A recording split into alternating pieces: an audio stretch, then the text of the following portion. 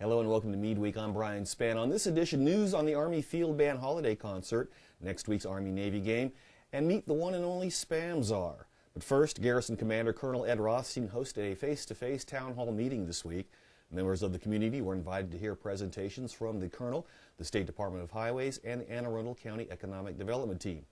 As you might expect, dozens of questions came up, especially over the issue of traffic and roads. You can read a complete recap of this week's town hall meeting in next week's edition of our award-winning newspaper, The Sound Off. Before we get to the Christmas season, the Freedom Inn Dining Facility, the best in the Army, hosted about 750 guests for the traditional Thanksgiving meal. Fox 5 News was on hand. Many soldiers this year are thankful to be back in the States. If you think you've got a small army to feed at your house, well, meet U.S. Army Colonel Ed Rothstein. Happy Thanksgiving. If you didn't catch the video, go to the Fox 5 News website at www.myfoxdc.com and click on Maryland News. Next week, the U.S. Army Field Band stages its annual Sound of the Bells Holiday Concert Series with the Concert Band and Soldiers Chorus. The Fort Meade performance is scheduled for next Wednesday, December 7th at 7 p.m. in the Meade Senior High School Auditorium. Tickets are free. Just go to armyfieldband.com. A tip, don't wait too long. It's a highly anticipated event every year, and tickets go quickly.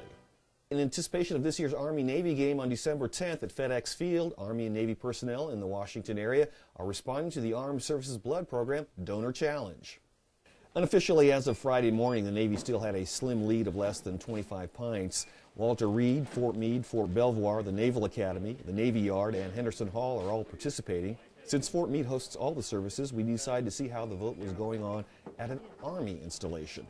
Okay, I've got Army, I've got Navy, and I got a civilian. Who'd you vote for? Okay, we already know the answer. All right, who'd you vote for? Well, we know the answer. Yeah, there you go. Yeah. All right, who's the tiebreaker? Who'd you vote for? Can't say. I'm rooting for all of them. Okay. After some observation, it was readily apparent the junior service was swinging the vote. Who'd you vote for? I voted for the Navy. Navy? Why the Navy? Because my senior enlisted advisor is a Master Chief, so it only felt right. Well, that's as good as a reason. Army, Navy, did you vote? Yes. Who'd you vote for? For the Navy. The Navy recruited. Why the Navy? Because he recruited us. Oh, okay, that's a good reason. The challenge concludes next week with the winner being announced at the Army-Navy game on Saturday, December 10th. In a related story, Fort Meade is hosting its annual Army-Navy battle next Thursday, December 8th at 4 o'clock on Mullins Field.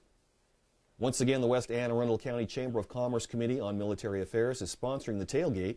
You can enjoy free food, and if it's anything like the last couple of years, lots of hot liquids. The tailgate starts Thursday at 3 o'clock.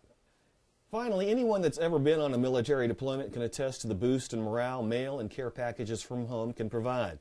One individual in Columbia, Maryland is single-handedly brightening the day of hundreds of Marines deployed to Afghanistan. Don Downer, that's right, Downer, has personally put together and mailed almost 1,500 care packages in the last several years. He's a China Marine that was stationed in China in the late 1940s.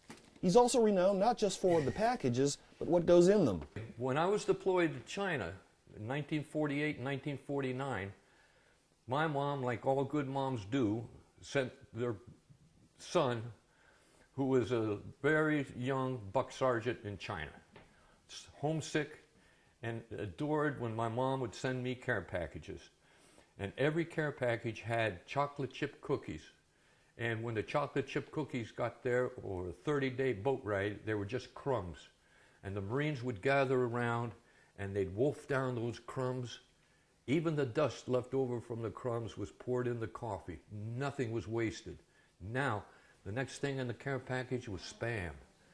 I got so I couldn't even look at the stuff. Now, when I send the Spam to the troops, I put a little note around the Spam, the 3x5 card, and just tell them that story I just told you about my mom. I said, now it's your turn to suffer. Downer is full of stories about relationships forged over the last few years. You can go to www.pentagonchannel.mil for a full profile on the SPAM Czar. And that's Meade Week for this week. I'm Brian Spann. For everyone at Meade TV and the Fort Meade Public Affairs Office, have a great weekend and a great Meade Week.